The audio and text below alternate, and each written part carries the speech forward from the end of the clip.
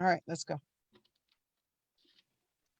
Okay, so welcome everybody to It's a Family Your Fair radio show. And today, us teams are hosting, and it's me, Jordan, my other host, Trey, and then my other host, Kenzie, if they want to say something. Hey y'all. Hey y'all. Okay, so before we get into it, we of course want to say rest in peace to George Floyd. We're sending our condolences to his friends and family. And today we're just going to be talking about George Floyd. If y'all don't know who he is, he's the man who died on May 25th by a now former police officer of Minne- Minneapolis, by Derek Chauvin, I think his name is. And then we want to say happy birthday to the late Cameron Boyce. His birthday was yesterday. I know he made a big impact in our generation. We're gonna talk about the protest that's been happening in Minneapolis, the different stores that's been burnt down, and how this kind of relates to the LA riots. And we're gonna talk about the different celebrities who have had things to say about this whole process. Okay, so we can start off with George Floyd. What were you guys' thoughts when you first heard of what had happened? So I remember I woke up and normally when I wake up, I check my social media. So I went on Instagram and I saw stuff saying, please, I can't breathe. I saw hashtag George Floyd. I was like, what's going on? So as I did my research into it, and I believe I saw the video first. And that's when I saw that the three police officers were holding him down, and I saw one police officer stepping on his neck. And at that moment, it was like I couldn't take it no more because I was just like, what is the threat against Black people? Not only just Black men, Black people just in general. And I was really hurt when I saw that because not too long before this, it was Ahmaud Arbery. So I was just like, wow, like I was really shocked to see that it had happened. And I was more shocked to see that some people were silent, like they weren't taking any action against what was happening. And I was just like, this is really crazy because us as Black people have to wake up worrying about if our cousins, if our siblings, if our uncles, if our brothers are going to be harmed, better yet killed by a police officer. So at that moment, my heart was hurt because I know that I have brothers and I have a father and a stepfather and I have grandfathers and I have male cousins. And all of this, it just hit really close to home because this could have been either one of them. I totally agree. Um, I don't even know what to say. I was notified. I saw it on Instagram exactly 4 hours after the incident had hit had hit social media. I watched the video all the way through, and to be honest, I wasn't even surprised that they weren't charged and arrested immediately. It's not in the character of this justice system to do right by Black people. It's not in the character of this justice system to do what's right, right then and there. It's never been done. You cannot trust that. What got me though is that they knew what they were doing, and they Yes. did it on purpose. That is a Klan move. That reminds me of the KKK. It was an organized effort, and they knew nobody stopped it. It was like a lynching in broad daylight. That is what's scaring a lot of people, and that's what's making a lot of people mad. Okay, I have something to ask you. So, it was yesterday or the day before, and me and my mom were just talking about, or the question came up about why didn't people who were recording, why didn't they help? And I tried my best to see both sides of the person behind the camera and like the other people's thoughts, like when they saw it. And I said, you don't know what was going through their heads at that time, because even though this is not what's the word? It's not brand new that this is happening. But it's one of those things that nobody thinks that it's going to happen to you necessarily in that moment. Yeah. It's one of those things. So I'm like, when somebody's seeing that and you actually see it in person, it's kind of like a shock. Like, you really don't know what to do. But then the other half of me was saying,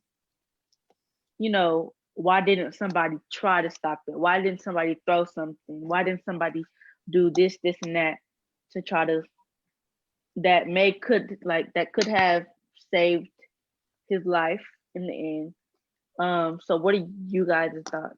Like, what do y'all think about that? I feel like, let me see.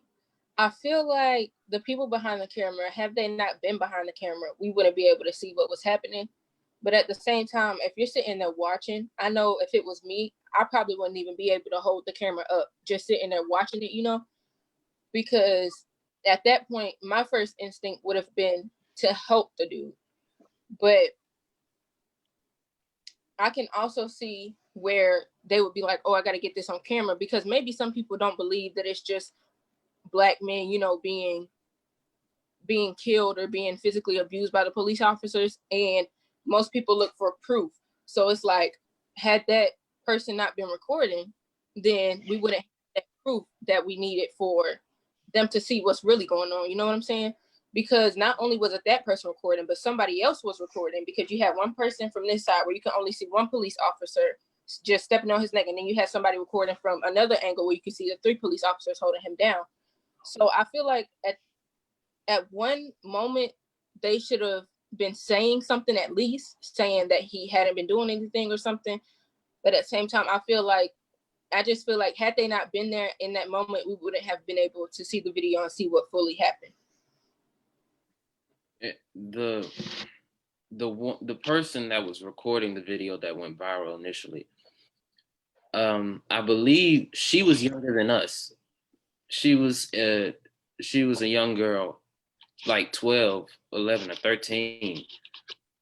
And other than the anger that we heard in the video with them yelling and screaming for the officer to get off of his neck, there's a certain trauma that if you're standing there and you're witnessing the life literally going out of somebody, it's not in everybody's DNA to automatically react and fight them off. Yeah. Some people stand there and they are in immediate shock because you don't know until you witness it. You see what I'm saying? Mm-hmm. Yeah. So while I wish that there was enough people there, enough strong, resilient and I want to say not angry, but people willing to defend him on site, there wasn't.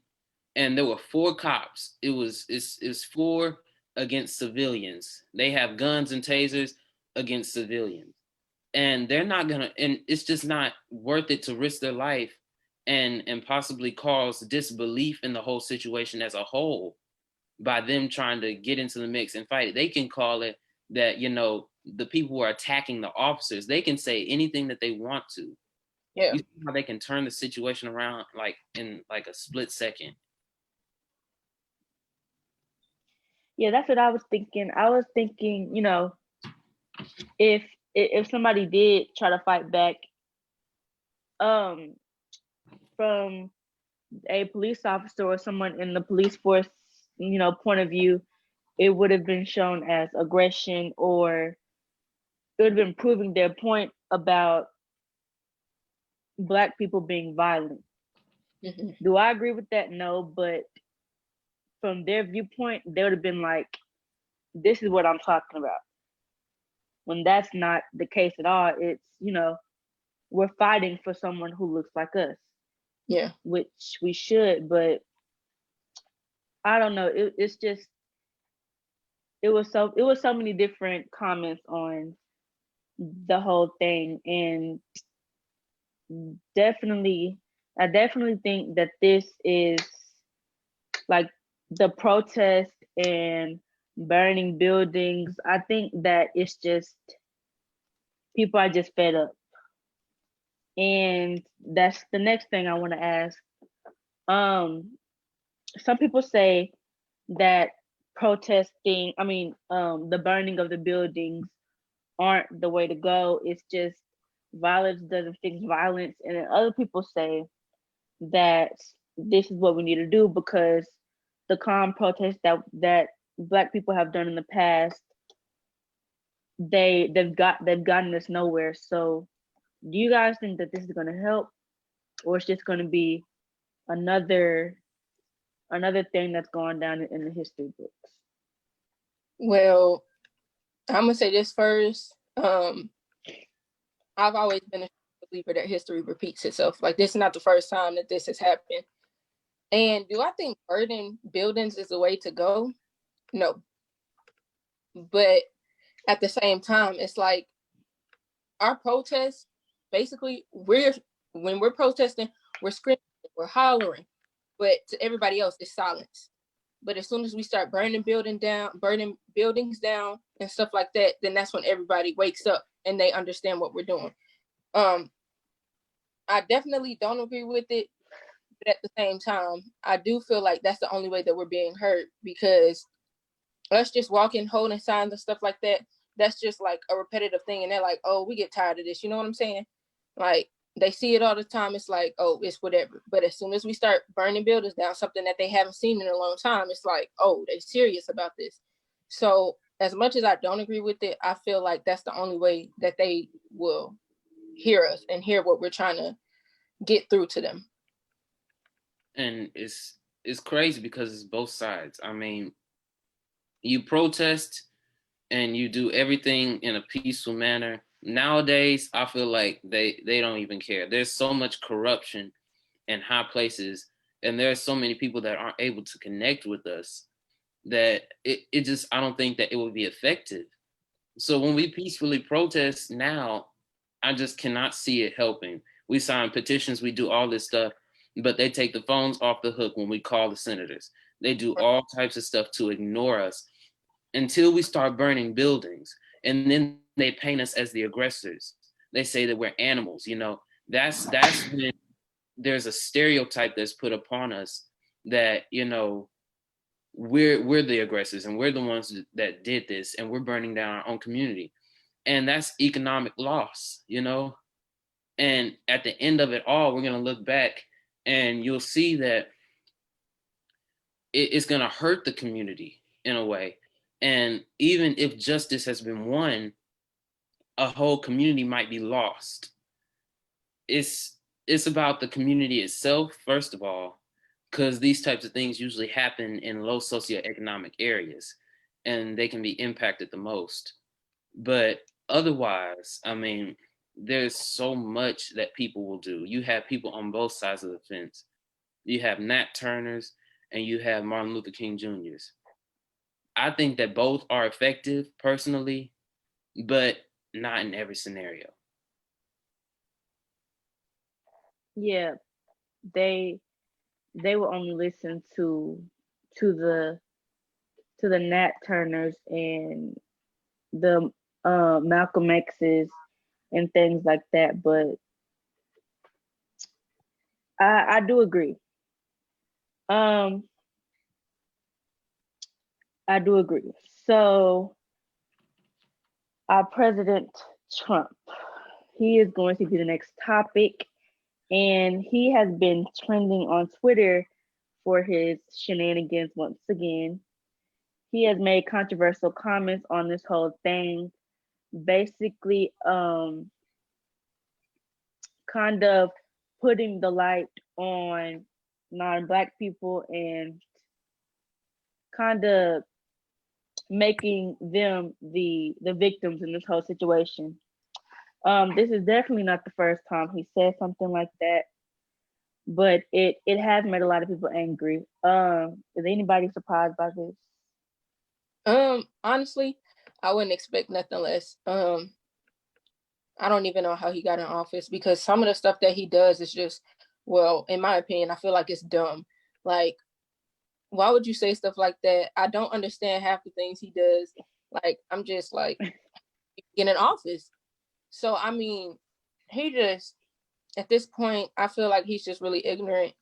And I feel like he doesn't really know much about this country, even though he's the president. I'm like, you don't even really know nothing. So just sit down somewhere.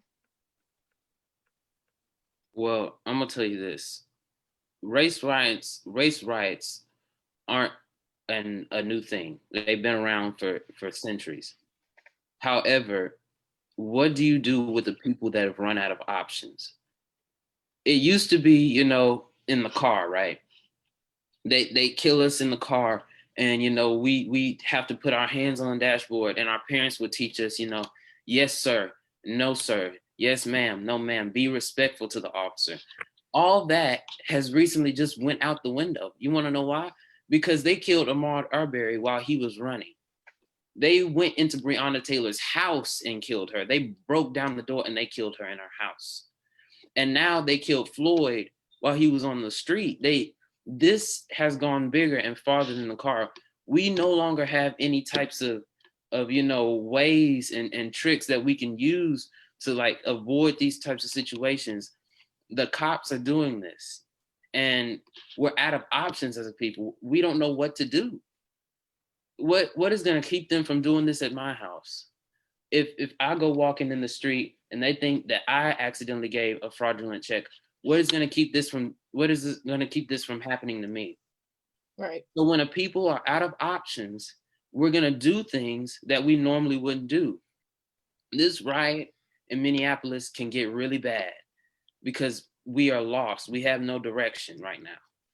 And Trump is adding fuel to this fire, and he's going to make it bigger than it needs to be. He needs to focus on demanding justice for the man who has lost his life. Anything else is just him being the same him that he's been since the beginning. Yeah. Okay, so to Trey, do you think that there's anything us as people or Black males in specifically, there's anything that they can do to prevent this from happening, or is it just something that is out of our hands at this point? A lot of people, a lot of celebrities are now talking and inspiring Black men to carry guns and defend their families. Me personally, I don't know how that can help when it's you against 4 cops or you against a renegade team of cops. It's just not gonna work. And for me at least, it's more dangerous that way, because to a civilian with a gun, they are obviously gonna say that you were the one that started the firefight. You get what I'm saying? Yeah. Mm-hmm. So at this point in time, the only thing that we can do, I feel, is have a change in policy. We have to start putting more Black people in office, We have to start having people that change the law so that way the officers will know that there are consequences for these actions, And there needs to be a change in, like, I'm saying officers should be trained for this stuff, and not just trained, but they need to be trained on a regular basis. They don't need to just get 8 weeks of training at a police, academy and then go on about their business. They need to know the right thing to do at the right time, and they need to be screened. Is this person really who we want to be protecting our streets? There has to be some type of law change. There has to be some type of change in the department. You get what I'm saying? Yeah. Mm-hmm. That's the type of change that's going to be needed to prevent this from happening. So what you just said about now people are bringing up the topics about the men in households, or everybody in Black households, adults should carry a firearm on them. And I remember this topic came up, I think 2 years ago in March, or a year ago in March when Nipsey Hussle died. And it was a lot of controversy about we should be able to carry guns and blah blah blah. And I was thinking that's not a good idea, because it just is going to be worse. It's just going to get worse. And then Nipsey Hussle died from a gun, and I was like, see, this is why. And then I kind of turned it back around and was like, well, if he would have had a gun, then he may have still been here today. But on this specific topic, I don't think everybody should have a gun. Because then it puts the eye on us even more when we're in the car.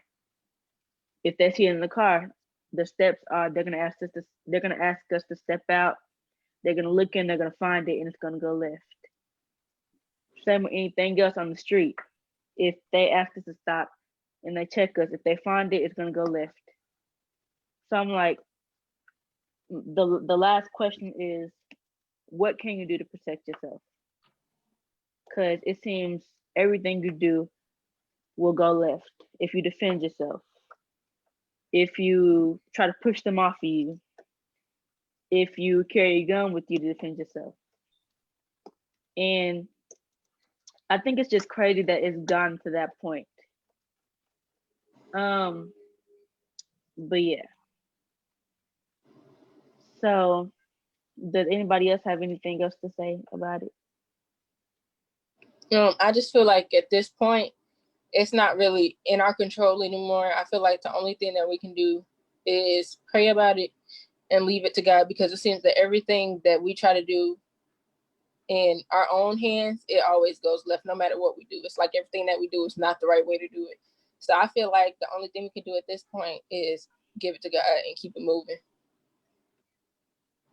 Yeah. I agree.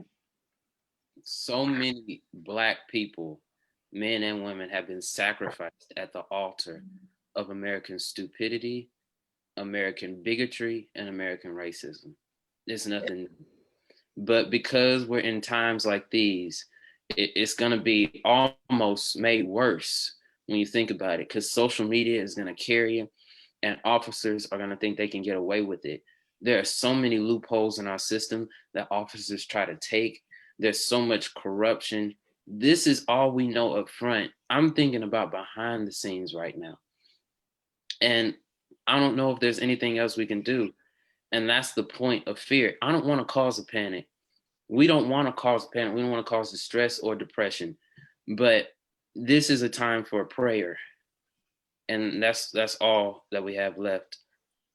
This is a time for hope that things are going to be better. We can do two things. We can prevent it. We can make police relations better. We can create organizations and events to, help with police relations. We can, petition for laws that hold officers responsible. And then we can do things like we can, in the reaction of the moment, on the other side of it, we can sign petitions. We can call senators. And we can protest that we find justice for the death of this man. We can only do that. We only either react to what happens or we prevent it. In the moment, there's so little that we can do. And that's when we have to give it to God. Yes. And the other day I was watching this show called Revolt TV, State of the Culture. And it's this dude on there, a Black male, and he was like, it's crazy how in today's world I can literally map out my death right now. And I don't know if you think like this, Trey, but he was basically saying like he can write this second every single bullet point that's going to be hit on if he was to be killed by some force of authority. He was going to get his condolences, and he was going to become another hashtag. And then if you think about it, everything he was saying was true. You're going to become a hashtag. Everybody's going to, I'm sorry that this happened to you. Black Lives Matter. So then it got me thinking, that's exactly what's happening right now. And this is before George Floyd died. He said that, and it's like the exact thing is happening right now. And then I was on social media, and I literally saw a post that had every single Black person who had ever died, and literally every single one of them had become a hashtag, and you never heard of them again until something else like this happened. And I was thinking, like, do y'all think that this is just going to become another hashtag, or is this actually going to be remembered? I feel like as much as this shouldn't become our normal lives, I feel like that's what it's going to end up being. It's going to be hashtag after hashtag after hashtag, and it's going to be something that people will forget and remember when they need to, if that makes sense. I know for me, this will be something that will live with me forever, because 2020 period, like this entire year, has just been, it's been an experience. So I feel like this year, these events will stick with me for a lifetime. But I feel like as for other people, they might just look at it as another hashtag. I feel the same way, and people have to remember that this was a person. If you know his story, people look up to him and they say he was a community man, a family man. This is an actual person, and you cannot allow the distractions that are going to try to take place, and opportunistic people and places and things that are going to try to take away from the real cause, and it's getting justice for him. There are going to be so many distractions, so much manipulation, and you have to stay focused on this main central point, that he needs justice, and this shouldn't have happened. Yeah. So, what do y'all think on the stores like Target, the laundromat, and Sephora being raided and all this craziness?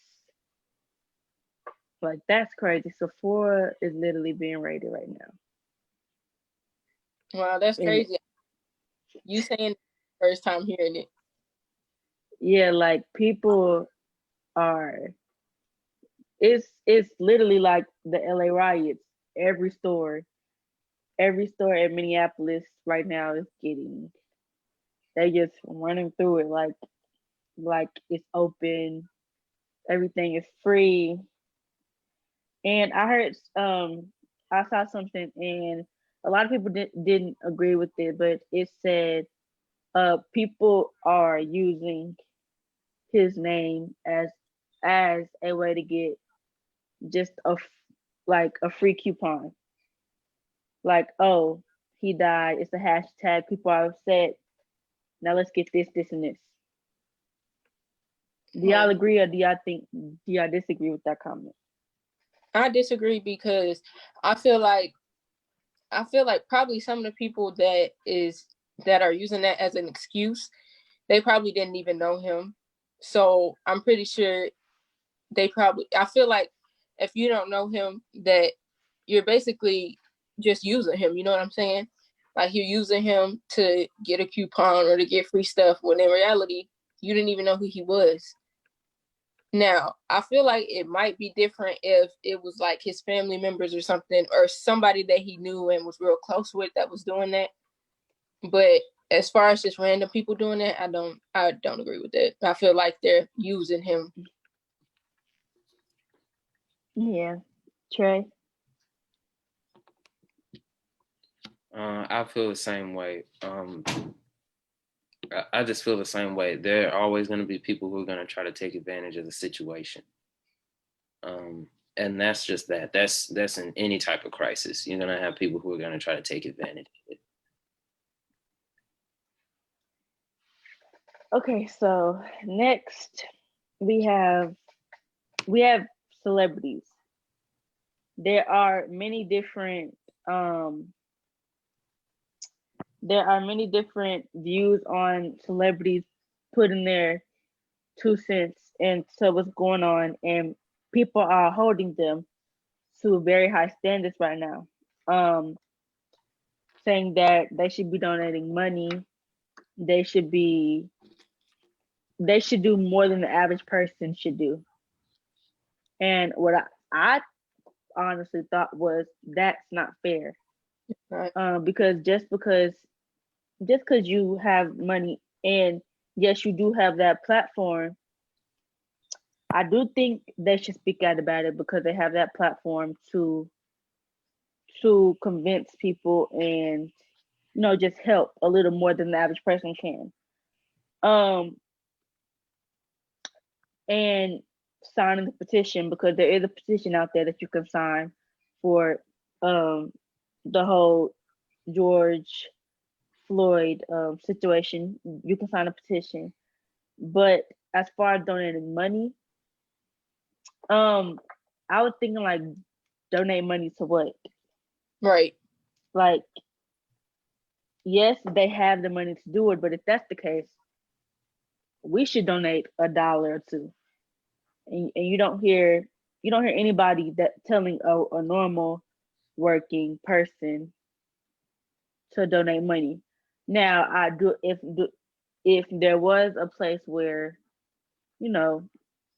you could donate money, or for the police officer's case and then sure. But somebody in the spotlight, to me, should not be held accountable for something like that. I don't know if you guys agree, but if you can elaborate. Oh, you can go ahead, Trey. Go ahead, McKynzie. Oh, I definitely agree with that. I feel like most people look at famous people as not people. Like, they are just like us. They have feelings just like us. They do the same things that we do. They live, they eat, they breathe, do the same thing we do. But they have a platform, and they may have more money than we do. But I don't feel like that they should be held to a higher standard. Yes, I feel like they should use their platform to speak out, but they're not obligated to do that. Because if that's the case, we all need to speak out. And I know that us as a people, we are speaking out. However, I don't feel like celebrities are obligated to do that if they don't feel like doing it. Now, I do think that they should use their platforms to help the situation, because, of course, if you see somebody famous posting it, that means that a lot of people probably have seen it. So that'll make things get out faster, and that'll make people be heard quicker. But I don't feel like they should have to donate money, because at this point, I feel like the money is unnecessary. What are you donating to? It's almost like you're donating to a death, because the money is not going anywhere. You want them to donate to what they donate to. So I feel like money at this point is unnecessary. It's all about us being heard and people taking action. Yeah, that's what I was thinking. Also, with people being bashful against them. Trey, do you have anything to say about the question? Well, I agree with Kenzie. I think she hit it on the nail. But platforms, not everybody has the DNA to speak out about certain topics. Not everybody is, I want to say, anointed, but called for a certain type of problem, if you understand what I'm saying. I believe everybody should bring awareness to the problem. I think everybody should bring awareness to it. But as far as speaking out against it, and the Instagram lives, and trying to get people hyped up and getting people to do something, that's not for everybody. It's just some people, you know, not everybody feels inspired in the same way that we do. You get it? You know, some people feel differently, and it's just not in their DNA to speak out about social issues. It takes gut, you know. Yeah.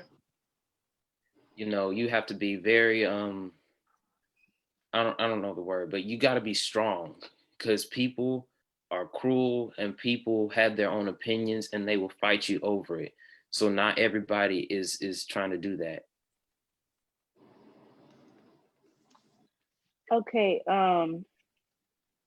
So does anybody want to ask any other questions before we head out, I guess? Kenzie? I don't have any. Okay, so I guess we all know who Cameron Boyce is, right? Yes. Trey. Yes. Okay, so yesterday was his birthday, and I guess it was a big deal because he passed earlier this year or late last year. And I guess what was the first, I guess I'm just gonna ask, what was the first show you ever saw the late Cameron Boyce on that really made him make an impact to you? The first show I seen him on was Jesse, and that was my show. So I've been rocking with that show for a hot minute now, and I think that's what I first saw him on, and ever since then, I knew him as Luke from Jesse. Yeah. I didn't know much about him. I wasn't a fan, if that's what you're asking.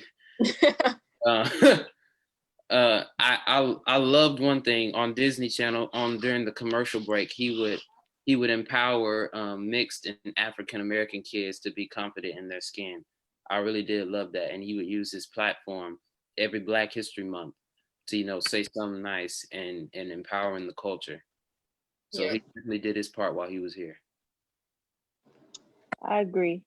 I guess the first show I seen him on was Jesse. And I guess I'm not a fan either, but it's just like, it's crazy to see somebody that we grew up watching, at such a young age go like that. And then I was watching my cousin watch TV, and she was watching the movie Descendants. And she just watches it like it's another movie, but he's on that movie. And I was thinking that they'll never really know who he is. Like, I guess he made an impact to us. So I guess that's it for the show. So nobody else has anything else to say? I just want to say thank everybody for tuning in. I definitely had a good time bringing awareness and talking about some of the recent events that has been going on. I hope that you guys didn't know about some of the topics, that y'all have learned something and that this was beneficial to y'all. Yeah, we're here to be completely honest, giving you our perspectives, Yeah. Yes, I want to say, just like Kenny said, thank you for tuning in. Thank you for listening to us. And remember that we come on every Friday, or the Family Affair radio show comes on Friday at 8:00 if you want to tune in next Friday. And we just want to thank you for tuning in. I guess we'll see you next time. See you next time.